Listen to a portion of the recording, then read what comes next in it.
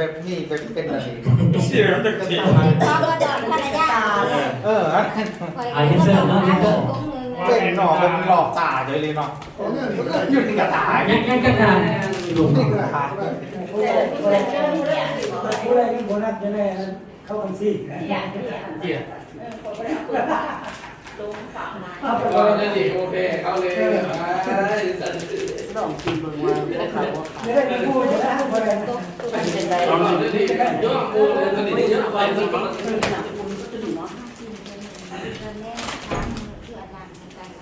กินยำแย่ อันนี้ ยำ มี เทศกินบ่ได้บ่เป็นยังบ่ ใครได้เป็นกิน คอยกิน กินที่ยำแย่ ไปกินกันบ้าง คอยกินแล้วพอท่านยางแม่ เราเอาสูงบนเงินน้อยหนึ่งเนาะ รุ่ง เราจะทิ้งก็กดบนเงินน้อยหนึ่ง มันตัวเดียวมันเจ็บจุดน้ำมันป่า มื้อเช้านี้ห้องเรียนเกี่ยวกับเองเกี่ยวกับ แก่แก่แก่ดี น้ำคือการเบิด เอาไปดีเอาไปดีสี่อะไรดิมือวัน เป็นได้เนาะ เบอร์สี่ นี่ได้ผู้ มีจักรยานคือบอก มันจะแบบมีสัญญาณ เอาไปได้เลย40 ชื่อไม่เรื่องใครไม่ เอาเป็นตัว40ตำแหน่งของมาแต่ว่าอีกตัวที่อยู่ เอาเราผู้มีกอง 4 เต็ม3 รอบขอเต็ม3 รอบเรือลอยอันนึงลงไหนท่านจะว่าเป็นครู ยินดีต้อนรับการต่อสู้ แค่ดี คอร์สเรียน EP แมทชิป2เนาะอาทิตย์ที่2ที่ว่าเฮาเรียนกันเนาะผู้เฒ่าที่ก็ได้เรียนไปหลายอย่างเนาะที่ว่าเฮาเป็นการทำเป็นตรงต่อผมหัวเฮาเนาะว่าจะเป็นแผนทำไม่ได้ด้วยแผนการตลาดแผนธุรกิจต่างๆเนาะวันนี้ข้าพเจ้าจะให้โครงการถึงมาโทษคนอื่นเนี่ยชื่ออะไรเนี่ยเนาะว่าเป็นแบบใด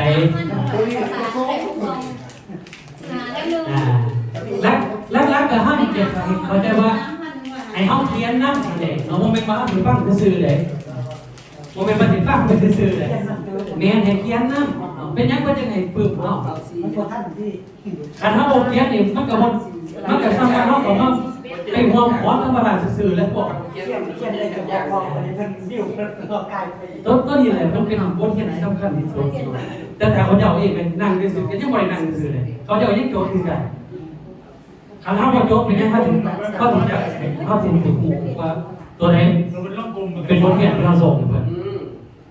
แล้วแค่เข้าใจ แม่มันส่งลูกกูกันแม่เลยบทเขียนซึ่งมันเราส่งลูกกันเราเข้าใจ เอาแล้วก็นั่งบริการเรียกก่อนในโมกับใจมันยังเลยพอดีวันนี้หูหน้าหรือซื้อ เจ้าเบิ่งว่ามันเป็นผู้การจะได้แบบเป็นโรงพยาบาลแต่ท่านเป็นผู้ปกครอง โอ้โหเรื่องเอาติดในบ้านนี่ไงบอกว่ามันเห็นหน้าหรือซื้อ เห็นโมเมนต์นี่แบบนี่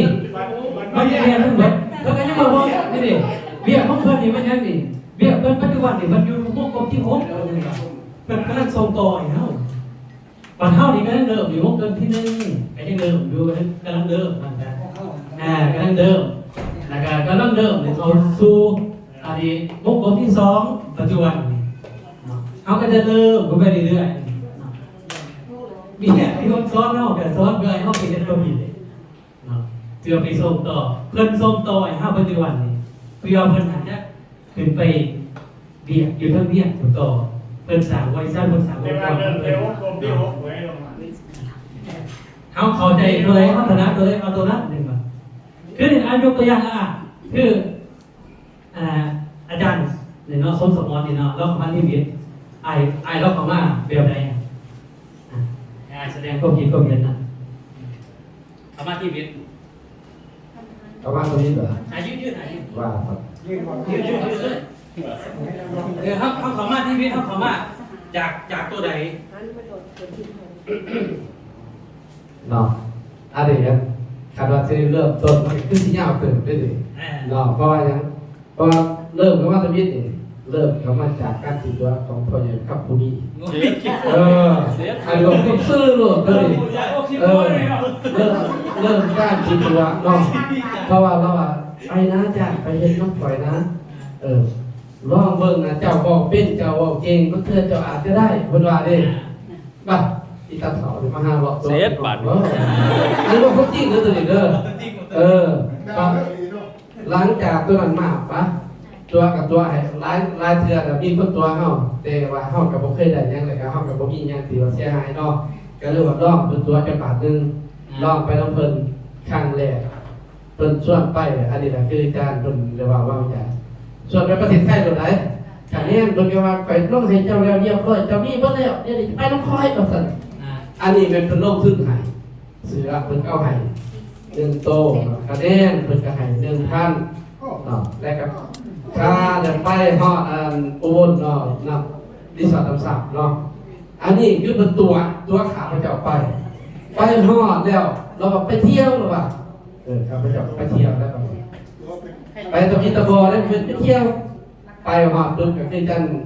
ทำไมละว่าไปกับญาติเขาห้องพากับเต้นพากับปอดเป็นบ่าอยู่หันเลยเนาะมาตะพีจุดทอเนี่ยจนว่าโอ้ยบ่เฮ็ดเนาะบ่เกิดพาตัวกันดีๆเดี๋ยวนี้มายังบ่แล้วอีกป่ะนี่อันนั้นอาจารย์ก็เสื้อนะว่าเจ้าได้นะเสื้อกับเสื้อต้องไหมป่ะนี่มาใหม่เริ่มต้นหากอได้ว่าสมมติว่าเดือน8มาเริ่มใหม่ได้ป่ะนี่เริ่มเข้ามาเฮียนป่ะนี่เฮียนจริงเป็นจังเดือน8ปีแล้วมาเฮียนมากก็เห็นผลรายหับเห็นรายได้แต่ว่าเราไปส่วนเราซ้อนทางเข้ามาอีกป่ะนี่ซ้อนทางตัวต่ออีกข้าพเจ้าก็ได้ตัวอีกเลยวันนี้เขาเริ่มเอาจริงเอาจัง ตัวเริ่มเอาจริงเอาจังเขามาปุ๊บนี่เวลาพี่1 2หา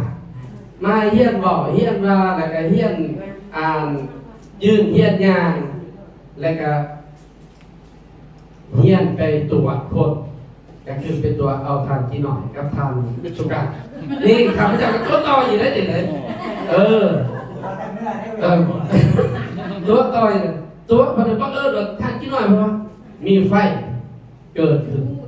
ก็เลยว่าได้15 ต้นกับของเลยก็เลยว่าเกิดมาเกิดพ้นนับแต่เมื่อนั้นมาข้ามตัวนี้ข้าพเจ้าจะให้ตัวอีกพอจะให้ข้าพเจ้าตัวได้อีกแต่ว่าก็เริ่มต้นที่ว่าทุกอย่างข้าพเจ้าก็ไม่เคยเป็นแบบนี้เพราะว่าข้าพเจ้าเองเป็นนักบินเนาะในอดีตนะเป็นนักบินก็คือบินทบาทวงผ่านแล้วบินทบาทย่ำเสาทุกมื้อเนาะแต่ว่าวันนี้ออกมากับทำอยู่ธรรมดาทางสามัญเท่านั้นแหละครับเดี๋ยวจับบริไปยืนอยู่จุดนี้และจับบริคิดอีกว่าจะเป็นแบบนี้เพราะว่าผ่านมากก็เคยรวมกิจกรรมแต่ละอะไรข้าพเจ้าบอกซื้อเนาะรวมกิจกรรมแต่ละบริษัทหลายบริษัทที่ว่าขายตรงแบบนี้ละขายตรงเรียกว่าเป็นเครือข่ายการรวมแล้วแต่ว่ามีแผนแต่ว่าแผนชัดเจนคือว่าเป็นย่ออันนี้บอกว่าจริงคือพัฒนาคือสร้างคนเป็นโบราณคนแต่ต่างๆนี่ครับจะข้อข้อมูลสุดเสร็จในวันนี้ข้าพเจ้าทุกท่านก็มาแบบเดียวกันโดยความที่ว่าบางครั้งก็ฟื้นใจตัวเองบางครั้งก็แบบว่าตั้งใจอย่างหน้าแต่ว่ามาแล้วมันเกิดมาเสียคนกับต่อยอดไปเลยข้าพเจ้าแบบการเริ่มต้นก็คือทางอาจารย์ต้องไงระหว่างนายกว่าเข้ามาเริ่มต้นจากจุดที่1 2หาเนาะจากนั้นจะคอยมาเฮ็ดอันนั้น SML ก็คือส่วนโมสื่อส่วนโมขายส่วนโมสื่อส่วนโมขายกับส่วนโมมีรายได้นำต่อไปก็จะได้ก้าวเข้าสู่ MLM เนาะอันนี้ก็ข้าพเจ้าที่ว่าที่จุดต่อไม้ที่กันอันนี้ก็ขอบใจน่ะเนาะ